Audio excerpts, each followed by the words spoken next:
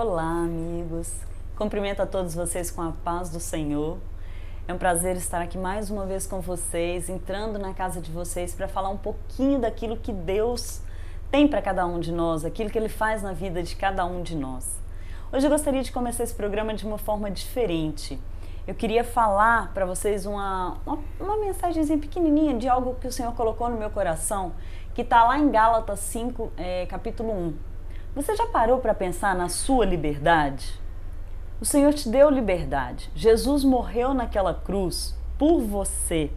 Ele morreu ali naquela cruz para que você fosse livre. Ele te livrou ali naquele momento de todo o jugo, de tudo aquilo que estava sobre a sua vida, de todo o seu pecado, de todas as coisas erradas que te prendiam, que te amarravam. Ele fez isso para que você fosse verdadeiramente livre. Mas você já parou para pensar o que você tem feito da sua liberdade?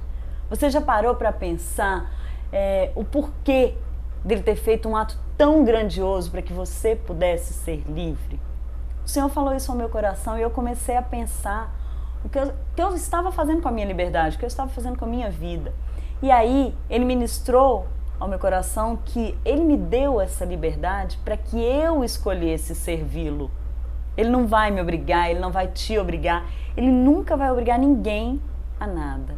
Mas você é livre para escolher. E Ele espera realmente que você escolha o lado certo, que você escolha a coisa certa. Não por Ele, mas por você, porque Ele te ama. Deus sem você é Deus. Você sem Deus, eu sem Deus, não sou nada. Entendeu? Então Ele morreu por você que está em casa agora, por você que está passando uma grande dificuldade, por você que está num deserto, por você que está enfrentando crise com os filhos, com o marido, uma situação financeira. Ele morreu para que você fosse livre e para que você escolhesse servi-lo. E é isso que a gente vai ver no testemunho de hoje, liberdade. É estranho falar assim de liberdade, né? Mas é justamente isso que vocês vão poder ver no testemunho de hoje. Porque a pessoa que nós vamos entrevistar, a pessoa que vai estar aqui contando um pouquinho da vida dela, escolheu ser livre, escolheu ser salvo, escolheu obedecer. Mas antes dessa escolha, dessa opção pela liberdade, o caminho foi difícil. A guerra foi grande, a luta foi grande, não foi fácil. Mas ele escolheu e hoje ele é livre. E com a liberdade dele, ele escolheu servir ao Senhor. Hoje a gente vai contar um pouquinho do testemunho do presbítero Roger Cabral. Oi, Roger. Oi, olá. Muito obrigada por ter aceito o meu convite. Eu que agradeço a honra de estar aqui. A honra é toda minha, e toda a honra e toda a glória sejam dadas a Ele, porque dele. Foi por Ele que você está aqui. Sem dúvida. Foi Ele. Por Ele. Roger, eu sei que hoje, como eu falei na abertura do programa, você é livre. Literalmente livre. Mas essa liberdade custou, né? Muito. Um alto preço. Conta pra gente um pouquinho da sua história. Lá no início, você nasceu num lar cristão. Como que foi lá o iniciozinho da sua trajetória? Não tive, não vou dizer a felicidade de ter nascido num lar cristão. Né? Não vou também dizer que, infelizmente não nasci num lar cristão, porque tudo tem um propósito, tudo tem um porquê. Sim. Nasci numa família de classe média, normal, da década de 80, né? Sem muitas projeções sobre Deus, sobre o que era Deus. Falava-se de um modo muito generalizado e a gente foi crescendo com aquilo. Algumas coisas me remetem ao passado e ficaram marcadas na minha mente, mas nada que me levasse literalmente ao caminho do Senhor naquele momento. E o tempo foi passando, as coisas foram acontecendo, mas vivemos, não podemos ser levianos e tentar tampar isso, mas sem Deus. Sem Deus. Sim. Falava-se, mas era não falar de boca para fora, não era o saber quem era, o que era e por que era. Mas era uma vida tranquila, né? Uma vida normal. Uma vida tranquila. Uma vida, como diz a palavra, aquele que não tem sabedoria. Existe Deus. Minha avó falava de Deus, meu pai falava de Deus, fulano falava de Deus, mas não vejo. Não sei quem é. Na nossa época era Deus te abençoe, benção avó, benção avô, né? Exatamente. Deus abençoava todo mundo, na hora de dormir, obrigado Senhor, e pronto. Mas acho que nunca sentimos, nunca vimos verdadeiramente falar de Deus. E à medida que você foi crescendo, a sua vida passou por uma grande transformação, ainda na adolescência, né? a sua vida familiar, eu digo? Houveram algumas situações que mudaram essa história de tanta tranquilidade, pelo menos uma tranquilidade aparente. Muitas transformações. Separação dos pais, falta de dinheiro. Na época, me lembro bem que na época do ex-presidente Collor, que tirou o dinheiro de todo mundo, meu pai faliu e com isso a instabilidade familiar foi muito grande porque não tinha Deus. Não tinha dinheiro. Então, era um caos total. A gente totalmente desnorteado. Eu com meus 16, 17 anos, já trabalhava, mas começou a se perder uma referência que a gente achava que tinha. Vivia-se muito de achismo, né? Aquela coisa da família. Hoje eu vejo que não existia nada. Não existia essa coisa, essa perfeição que a gente busca na família hoje. Não, vivia 4 pessoas dentro de uma casa. Pai, mãe e 2 filhos. Tinha essa constituição família que a gente vê hoje, que a gente busca hoje, que a gente fala tanto hoje. Não. Muito pelo contrário. Hoje eu consigo ver claramente que vivíamos, nos tolerávamos, dizíamos até que nos amávamos, mas acho que no primeiro problema foi cada um por si e Deus por todos, e cada um foi para o seu canto, cada um foi tentar viver sua vida da melhor maneira possível naquele momento. E esse primeiro problema foi a separação. E aí foi cada um para o seu lado, cada um para o seu canto. Veio a separação dos pais, a qual culminou. Até os filhos falaram, pô, vocês têm que dar um jeito, porque do jeito que tá, não dá mais, tá incomodando todo mundo, tá ruim. Depois de 26 anos de casado, eles se separaram. Eu já, se a minha memória não tiver falha, eu acho que eu já estava casado quando eles se separaram. Mas não deixou de ser um baque, não deixou de ser um trauma, claro. Porque mesmo não conhecendo essa família que Cristo fala tanto, ninguém casa para descasar. Sim. Ninguém tem filhos para poder separá-los e por aí vai, né? Mas foi muito difícil, foi muito... Não vou dizer constrangedor, porque não é uma questão de constrangimento, de falar assim, eu sou filho de pais separados. Não, muito pelo contrário. Mas doeu. E eu tenho uma mania horrível de segurar muitas coisas e não me abrir tão fácil. Isso aqui hoje é um milagre. Glória a Deus. Mas não deixou de ter marca, não deixou de ter sequelas, a qual eu tentei, da minha maneira, minimizar o máximo possível para que não doesse. Eu sei que ela existe, mas fiz de tudo para não doer. Não doer. Né? E você acha que você tocou sua vida e isso teve reflexos também na sua vida, como não poderia deixar de ser, né? Claro. E você tocou sua vida, como é que foi? Você se casou, continuou trabalhando? Me casei, eu não consigo dizer se foi antes ou depois da separação dos meus pais, mas me casei, também totalmente sem uma base familiar. Na verdade, a gente não tinha orientação a 2 jovens que estavam casando, totalmente diferentes, de famílias diferentes, com conceitos diferentes. Também culminou num divórcio, culminou numa separação, mas por acharmos que a gente devia conquistar o mundo e fazer tudo do jeito que a gente queria, né? Ninguém nos ensinou que casando a gente ia ser só uma só carne. Sim. Ninguém nos ensinou que a gente tinha que guardar um pelo outro. Ninguém me ensinou que eu deveria morrer pela minha esposa. E também culminou numa separação muito dolorosa, muito triste, da minha parte, muito triste. Porque, volta na mesma frase, eu não casei para descasar. Descasar. Mesmo não sabendo o que eu estava fazendo. Mesmo talvez ter ido por comodismo, ter ido porque era o caminho natural, namorar tantos anos, noivar e depois casar, não tinha como fugir mais daquilo. Mas não casei para me separar. Muito pelo contrário, eu achei que seria diferente da minha história. Achei que seria diferente. Os meus pais se separaram, não tiveram uma vida legal, mas eu vou ter. Aquela frase do e viveram felizes para sempre, a gente, quando casa, você tem certeza que é para você, né? Eu quando tinha. Você cresce e lembra das historinhas, você fala assim, cara, não é bem assim. Talvez a gente viva eternamente, mas não viva tão feliz assim como diz os livros. Sim. Isso é triste de se aprender. Muito. Isso é triste de se aprender. E a gente só vai aprender isso depois da maturidade. Verdade. E a maturidade vai vir para uns com 30, uns com 40 e uns lá com 70. Isso que é o mais difícil na vida. E eu até acho que para alguns nem vem. Eu também acredito. Acredito que há casos que não vem essa maturidade. Não eu acho. Que não vem. E esse divórcio que veio mesmo não contra a sua vontade, mas contra o que você acreditava, ele te levou para caminhos que até então você nem imaginava que poderia percorrer, ou que pelo menos você não fazia parte da sua vida antes, do seu dia a dia. Foi um 360. Tentei me agarrar em alguma coisa que me desse sentido para viver. Eu fiquei meu divórcio, acho que foi uns 4 anos que eu fiquei divorciado, né? E antes disso, eu trabalhava viajando, eu era caminhoneiro, e ficava muito tempo fora de casa, ficava muito ausente de casa, e isso foi me levando para outros caminhos, que não eram os caminhos de Jesus, muito pelo contrário. Quem era lembrar de Jesus numa hora dessa? Nunca. Me divorciei e literalmente caí na esparrela, como o pessoal costuma dizer.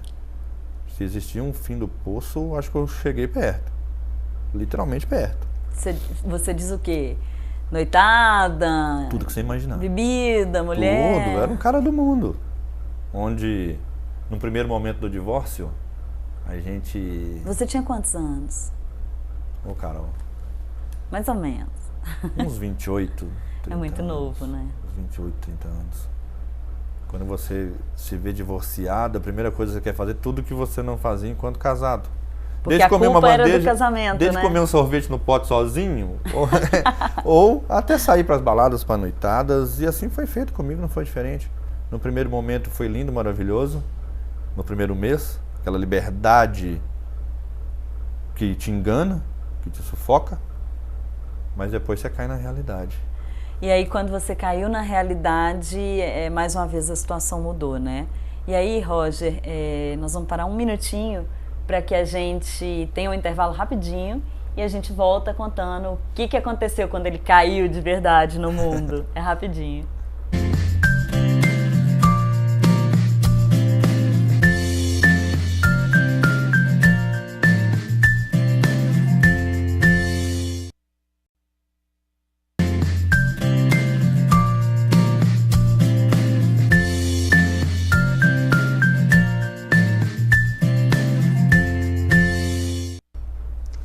Olá, hoje a gente está contando o testemunho do presbítero Roger Cabral.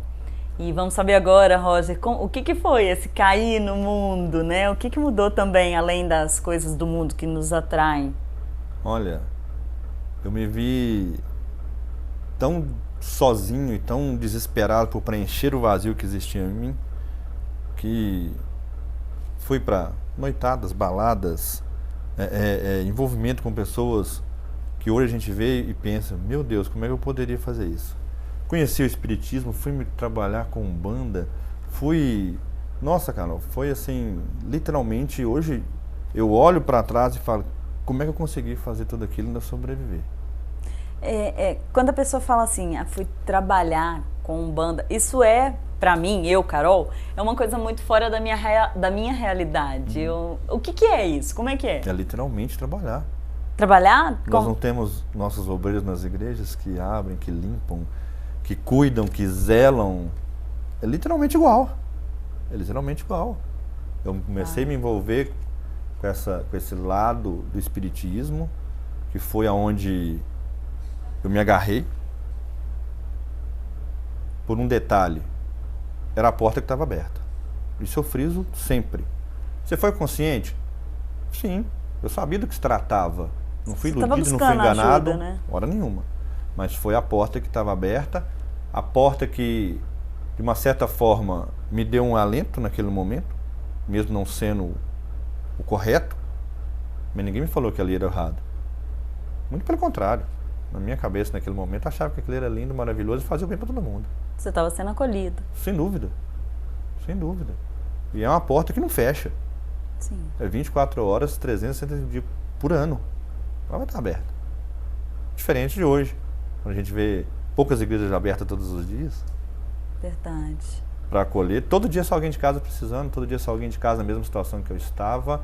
Todo dia levanta alguém de casa desesperado. Enquanto a gente estava conversando antes do programa, você me falou uma frase que me impactou muito, que me fez pensar muito. Eu até compartilhei com algumas irmãs da minha igreja. E você falou, Carol, boteco não fecha. Não fecha. Prostíbulo não fecha. Clínica de aborto não fecha. Clínica de aborto não fecha. Que igreja fecha. Temos tantas igrejas fechadas. Pouquíssimas as igrejas hoje que ficam abertas o dia inteiro, todos os dias, que seja para te escutar. Sim. Pouquíssimas igrejas. E aí, nesse mundo que te acolheu, o que aconteceu? De bom nada. Mas Eu caí numa teia de aranha que eu vivi naquilo uns 4 anos, 4, 5 anos, achando que aquilo era a minha salvação, era a minha redenção, que não existia mais caminho para mim, e aquilo foi só me aprofundando, aprofundando, aprofundando. Cada degrau que eu descia, era um degrau que eu descia mais profundo do poço. Só que eu não via. Longe de família, longe de amigos. Não existia mais nada na minha vida. Passava fome, literalmente. Não tenho vergonha nenhuma de falar isso. Eu com 30 anos de idade, eu não tinha... Fiquei com medo dentro de casa. Embora muitas pessoas não acreditem. Eu gostei para acreditar. Jurem de pé junto que eu estava mentindo ou blasfemando. Mas foi a pura verdade. Deu passar a semana inteira comendo pão de sal, porque não tinha dinheiro. E você era caminhoneiro nessa época? Era caminhoneiro. Fui caminhoneiro muitos anos, com muito orgulho. Gosto muito. Uma das minhas paixões. Ainda que você estivesse com todas essas dificuldades, o passando fome, você não via que essa situação era diferente, que estava ruim, que tinha alguma coisa errada? Olha, com o passar do tempo, e vendo até as pessoas que frequentavam o mesmo lugar que eu frequentava. Você levava as pessoas levava, chegam nesse lugar? Levava, convidava. Quem eu não conhecia ia para lá, a gente já estava lá, a gente atendia, né, trabalhava lá no terreiro literalmente. Mas eu comecei a ver, eu não sei te dizer quando foi esse start, mas que algumas pessoas resolviam seus problemas, que sejam imediatos, mesmo que depois não desse nada, mas os meus não acontecia nada. Eu falava, poxa, eu tô virando, acho que um boneco nessa situação. E comecei a perceber que acho que aqui não vai resolver minha vida. Acho que aqui quem vai morrer sou eu. E não é que eu comecei a buscar outra coisa. As coisas foram acontecendo na minha vida. Eu não fui procurar uma igreja, não fui procurar ajuda, não fui procurar ninguém que me tirasse de lá. Ainda que você não entendesse, naquela época o Senhor já tinha um plano. Hoje eu sei te falar isso. E com certeza tinha um plano. Senão nós não estaríamos aqui agora, sem dúvida nenhuma. E com o passar do tempo, eu conheci minha atual esposa, evangélica, desviada, mas foi o instrumento que Deus usou para me tirar de onde eu estava e para ela voltar para o caminho do Senhor. Mas antes disso, ela teve que ir lá dentro me tirar. Mesmo desviada, ela foi lá dentro, no terreiro, frequentou comigo, foi lá e me tirou de lá. E como que foi essa transição? Como que ela te tirou de lá? No primeiro momento ela achou que era pela força do braço. Que eu tinha que ir na igreja, que eu tinha que ir na igreja, que eu tinha que ir na igreja. E eu nunca ia, lógico que não. Até o dia que ela parou de falar. Ela parou de falar. E aí quando ela parou de falar, Deus começou a falar. Eu acho que e mesmo ela estando desviada, ela parou de falar e voltou a orar. Acho que eu me lembro da minha primeira pregação, que eu falei com a igreja assim, talvez vocês devem estar com uma interrogação deste tamanho, se perguntando o que Roger faz no altar. Eu falei que isso é fruto de oração. E ela voltou, ela parou de me cobrar essa mudança drástica, né, porque eu era muito cético. Era difícil de fazer que eu entendesse Jesus. Minhas perguntas eram assim, extraordinárias. Até que eu me rendi e fui à igreja. Fui à igreja. Aí eu digo por infelicidade do pastor, a igreja que eu fui, eu não posso deixar de falar sobre isso. A igreja que nós fomos era a única também que estava com as portas abertas, tá? Diga-se de passagem. Ele só falou de dinheiro. Ele não abriu a Bíblia, ele não falou um versículo, ele não falou um nada, ele não falou um amém. E mais uma vez eu usei da minha soberba. Isso que é igreja? Você quer me trazer para isso? Onde eu vou não faz isso, onde eu vou não acontece isso. Aí voltamos para o primeiro estágio novamente. E assim foi. Assim foi. Até eu sentir no coração e eu chamar ela. O que você acha, gente, ir naquele culto que nós vimos na televisão e a gente ir na igreja? Eu comecei a ir. Sem propósito nenhum, sem nada, só ia. Ia, sentava e ficava lá. E aí, quando você começou aí, você parou de ir ao terreiro? Não no mesmo momento. Não no mesmo momento. Você ainda fica lá, um pé aqui, um pé lá, como muita gente é ainda. Sim. Um pezinho aqui, um pezinho lá, tem vezes que é 2 aqui, tem vezes que é 2 aqui. Até isso foram anos e anos e anos de uma guerra dentro de mim, eu creio que uma guerra espiritual intensa, uma guerra de mim para com as pessoas, comigo mesmo, um turbilhão de coisas acontecendo no mesmo momento. Mas, ao mesmo tempo, a semente foi plantada, né? Já Sim, estava isso eu ali tenho no seu certeza. coração. A semente foi plantada. Não sei quando, não sei como, mas foi indo. Mas foi indo. E como que ela foi crescendo, essa semente? Olha, tem um fato que aconteceu comigo. Eu morava sozinho em Belo Horizonte. E eu levantei à noite e fui ao banheiro, bebi uma água e comecei a passar mal. E desmaiei no chão da cozinha da minha casa. E eu tinha certeza que ali eu ia morrer. Eu falei, hoje chegou a hora. E mesmo sem saber desse Deus, sem acreditar nesse Deus, Sim. eu pedi a Ele que tivesse, não misericórdia, eu só pedi a Ele assim, Senhor, não deixe eu morrer porque vão demorar demais para achar meu corpo. Eu não pedi misericórdia, eu não sabia de nada disso. Eu só pedi que eu não morresse ali naquele momento. Porque onde eu morava, até alguém falar da falta de Roger, já era 5, 10 dias que eu ia estar ali no chão da minha cozinha estirado. E ali eu desmaiei, acordei assustado no chão da cozinha.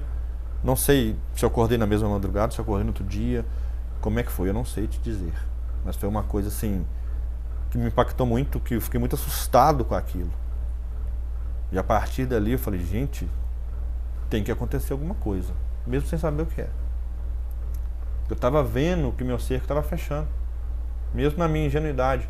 Eu fui assaltado com a carreta na estrada, eu fiquei na mão dos bandidos, sendo ameaçado de morte, 12 horas. Uau.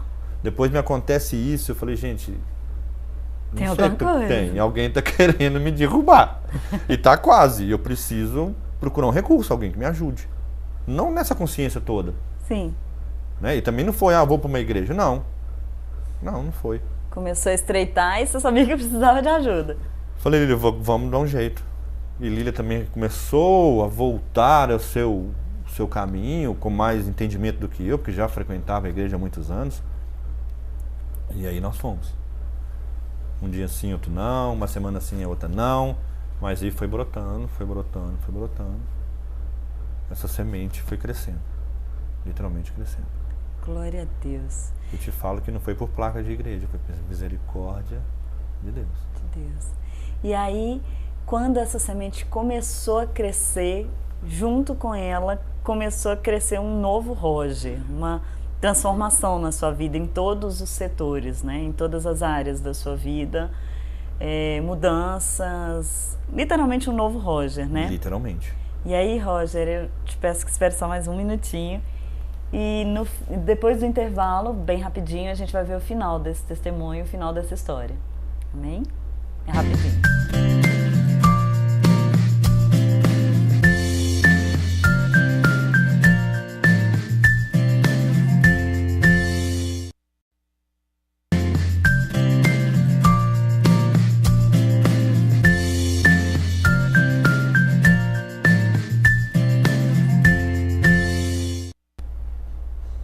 Estamos de volta para ouvir o final da história, o final do testemunho do presbítero Roger Cabral. Roger, nessa época a semente já tinha crescido, a semente já estava crescendo aí no seu coração. E como que foi a sua vida a partir dessa semente germinando? Foi uma sucessão de sustos, literalmente sustos. Porque a gente não tem noção da semente crescendo. A gente é incrédulo. A gente que fica no mundo, que teve uma vida que eu tive, a gente totalmente é incrédulo. E os questionamentos são, assim, devastadores. Difícil acreditar nas palavras que estão na Bíblia. Verdade. Muito difícil. Para quem vivia no mundo, para quem não teve uma base de ensinamento cristão, embora meu pai venha de uma família onde todos os irmãos são os pastores, e ele é o único dos irmãos que não é convertido. Uau. Nunca falou de Deus em casa, mas sempre lia a Bíblia. Estranho isso. Eu ainda não entendi o mistério que Deus tinha com isso. Mas uma hora Ele nos revela. E as mudanças foram... Assim que eu mudei para Sete Lagoas, pelas questões financeiras que nós vivíamos em Belo Horizonte, mudamos para Sete Lagoas, já estava casado com Lília, mudamos para cá. Ainda era uma dificuldade imensa, muito grande, financeira, que eu acho que é a dificuldade menor. A maior dificuldade é o vazio que a gente sente, é o não conseguir lidar com as diferenças, com as dificuldades e com a ruindade do povo. Eu acho que é a coisa mais difícil quando você está na situação que a gente estava. As pessoas reclamam muito, minha situação financeira está difícil. O dinheiro sempre aparece. Verdade. Sempre aparece. O mais difícil é como as pessoas te veem, como elas te olham, como elas te apontam, sem entender o teu problema. Sem fazer a mínima ideia do que passa na sua vida. Eu vim para Sete Lagoas desempregado, fiquei 1 ano desempregado em Sete Lagoas, minha esposa grávida, uma situação totalmente esdrúxula. Nunca imaginei que eu com 30 e poucos anos estaria numa situação dessa, não conseguindo sustentar minha família. Poucas pessoas sabem disso até então momento. Até agora. Até agora. Porque tem coisa que a gente guarda pra gente, tem coisa que Deus trabalha com a gente. E por mais que você fale, as pessoas duvidam. E aí chega uma hora que ele manda você contar para um tantão de gente de uma vez. E como está sendo difícil. E como está sendo difícil. E essa vinda para Sete Lagoas culminou na minha ida para a igreja.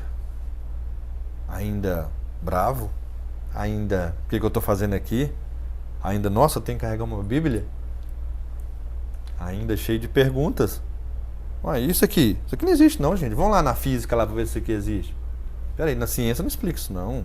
Como é que pode uma coisa dessa? Até quebrar isso, Carolina, foi muito doloroso. Imagina. O Roger ter a consciência de que ele teria que literalmente se diminuir. Como eu estudei tanto, eu venho de uma família onde meu pai achava inadmissível ele falar uma cidade e eu não saber de que estado que era. Eu ter que entender que as questões da Bíblia, até isso acontecer, eu apanhei muito. Muito. Me questionava muito. Mas não saí. Engraçado isso. Não sei porquê, não saí. Eu tive todas as oportunidades de não seguir Jesus. Todas. Você escolheu seguir. Todas as oportunidades. Desde as falhas humanas do clero evangélico, desde as pessoas que frequentam a igreja, que não te recebem, ou só te recebem se sabem da sua história, se você é uma pessoa mais bacana ou menos bacana no olhar delas. Não podemos não deixar de expressar isso, porque é verdade. Sim. As igrejas evangélicas hoje sofrem com isso. Receber aquele que aos nossos olhos tem a cara bonitinha, né? E não aquele que realmente necessita. A gente não sabe da necessidade das pessoas. Porque até então eu nunca tinha aberto para a igreja ou para os pastores das minhas necessidades, das minhas dificuldades. Porque eu via em alguns tantas falhas, até maiores que as minhas.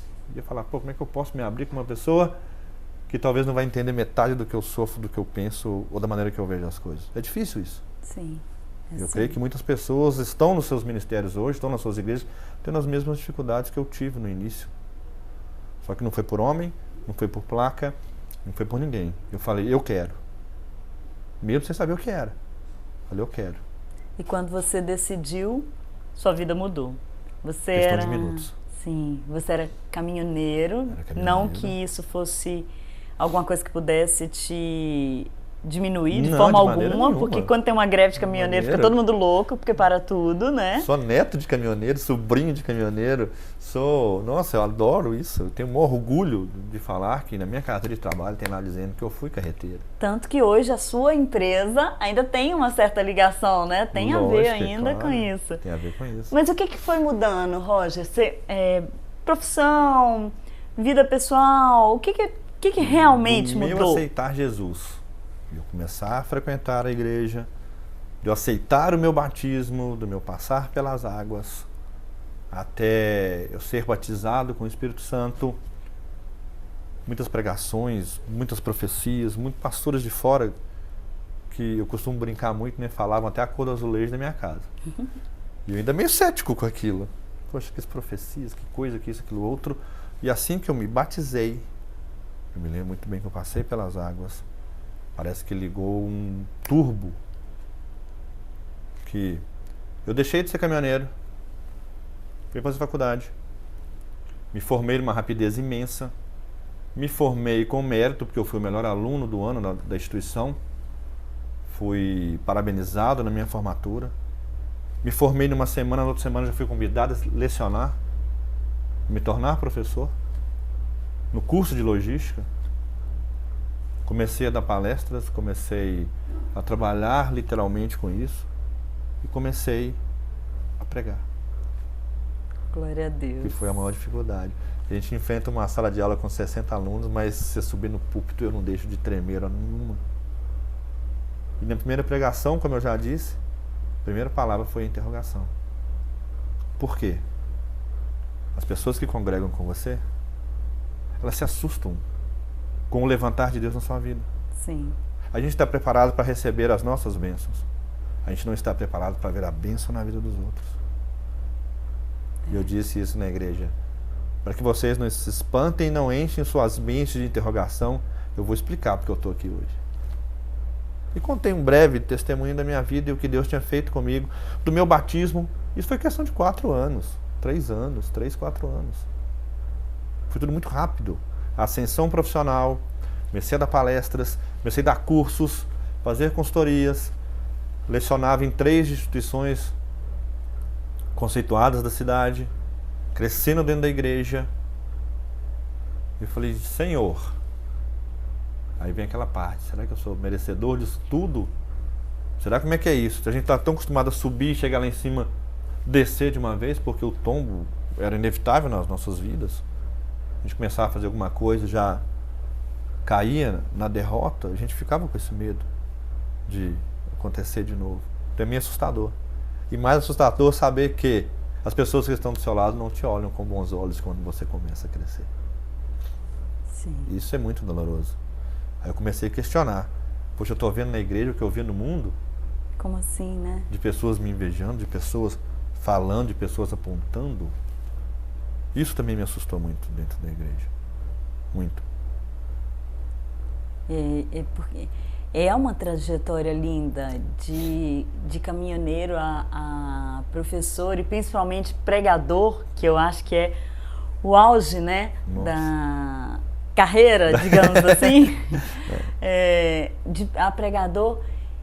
E aí, como é que foi? Depois que você chegou lá, porque eu, como eu te conheço, como nós somos amigos, eu sei que não é nem o começo. Eu já cansei de falar isso com você, já falei isso com a Línia, eu sei que não é nem o começo, eu sei que o Senhor tem grandes coisas para a vida de vocês. Amém. E não sou só eu que sei, todo mundo que olha, que conhece um pouquinho mais sabe disso também. Mas depois que você chegou lá, teve ainda mais alguma dificuldade? Teve algum momento que você deu uma... Sim. Precisou apertar o cinto? Como é que foi? Precisou apertar, precisou afrouxar o cinto, porque a gente comete um erro assim drástico, vamos dizer, na carreira do cristão. A gente sobe, Deus nos honra, nos capacita com o seu Espírito Santo, mas a gente começa a achar que a gente é Sansão. Ah, Deus já me escolheu mesmo, eu não preciso orar, não preciso disso, não preciso daquilo, não preciso daquilo. Já sou o cara, né? Exatamente. Já sou o cara. Aí você dá brecha. Você dá brecha porque as pessoas falam, você dá brecha para as pessoas que não gostam de você, você dá brecha e começa a ver defeito nas coisas, a qual então você não via. E você dá o que literalmente todos falam, ah, tô meio frio. Ah, fulano tá frio. É isso. A gente já se acha o bambambam. A gente acha que tem um telefone vermelho e vou falar para Deus aqui agora. Aí tem que apertar o cinto. Aí vem aquela chacoalhada, vem aquele susto literal, aquele vendaval. Tá? Praticamente um tsunami na sua vida. Porque até então você não é mais uma pessoa que não conhece da palavra. Você tem as suas responsabilidades, a qual ninguém te avisa no dia do seu batismo. Sim. Das responsabilidades que você vai ter de carregar isso aqui. E aí depois dessa chacoalhada que você tomou, agora você se vê como um Roger pronto para servir? Literalmente. Um Roger pronto para servir, que algumas semanas atrás teve que mais uma vez se derramar aos pés do Senhor e dizer igual a Abraão, eis-me aqui.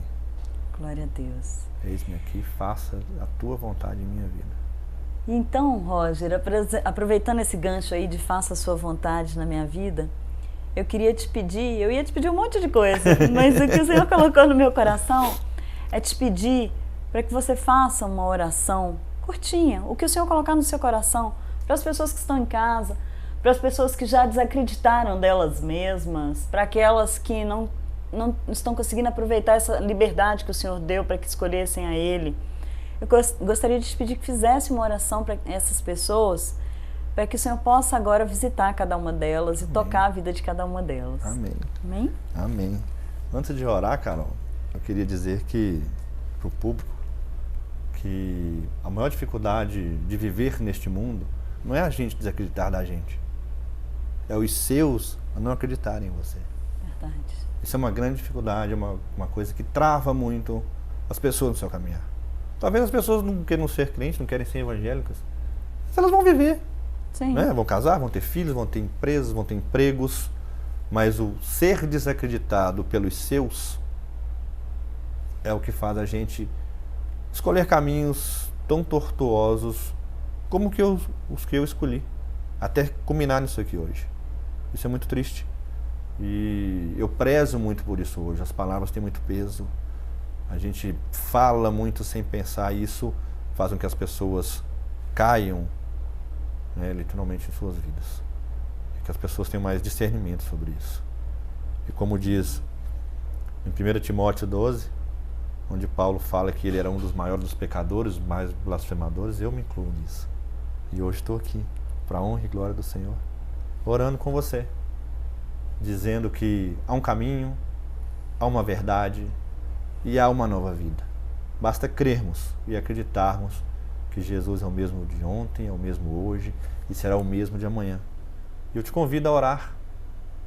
Orar para louvar a esse Deus, orar pela tua vida, orar pela vida da tua família e crer que Jesus salva. Senhor Deus e Pai, neste momento nos colocamos em oração, Senhor, para que abençoe, meu Pai, todos aqueles necessitados que se veem amarrados, Senhor, que vêm sem solução, sem saída. Que o Espírito Santo toque na vida de todos agora, meu Pai, mostrando o caminho que é seguir Jesus.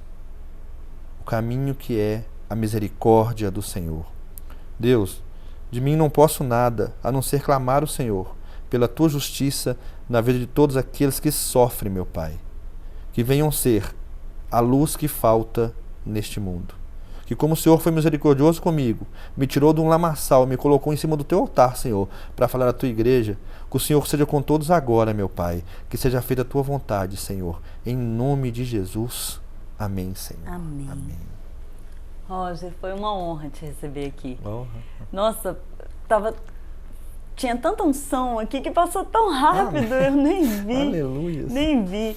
E eu louvo a Deus pela sua vida. Você sabe o quanto eu amo você, sua esposa, Amém, sua família. amiga. E realmente, para mim, ter a oportunidade de ser a primeira a contar o que Deus fez na sua vida é uma honra, de verdade. Amém. Fico Você muito feliz. Nossa, eu que estou feliz.